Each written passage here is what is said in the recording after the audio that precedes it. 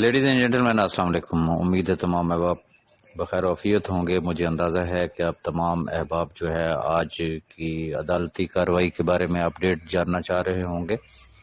جیسا کہ رات میرے پرسنل گروپ میں اور ڈیفرنٹ گروپس میں بھی ڈسکشن ہوئی تھی، آج صبح بھی ایک ڈسکشن ہوئی تھی، تو میں نے اپنا ایک ذاتی پوائنٹ آف ویو دیا تھا کہ دس از پاکستان. ہمارے جوڈیشل سسٹم کو بھی آپ سمجھتے ہیں، ہمارے اداروں کے سسٹم کو بھی آپ سمجھتے ہیں.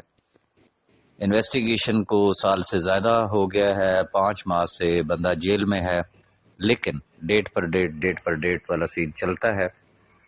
آج بھی حسب توقع ہوا یہ کہ آنریبل جو انویسٹیگیشن آفیسر تھے وہ پیش نہیں ہوئے اور ان کے اسسٹنٹ پیش ہوئے، اور انہوں نے کہا جی ہمارا ریکارڈ ابھی کمپلیٹ نہیں ہے، کمنٹس وغیرہ کمپلیٹ نہیں ہیں. اور آج چونکہ جیسے ہی پتہ چلا کہ کوئی ریکارڈ وغیرہ کوئی ایسی چیز نہیں آ رہی، تو ایس این بھون صاحب کی جو ایسوسی 8 ہے، منظور حسین ججا صاحب، وہ پیش ہوئے. اور اب جو اگلی تاریخ دی گئی ہے ضمانت کے لیے اسلام آباد ہائی کورٹ میں، وہ 2 مارچ کی دی گئی ہے.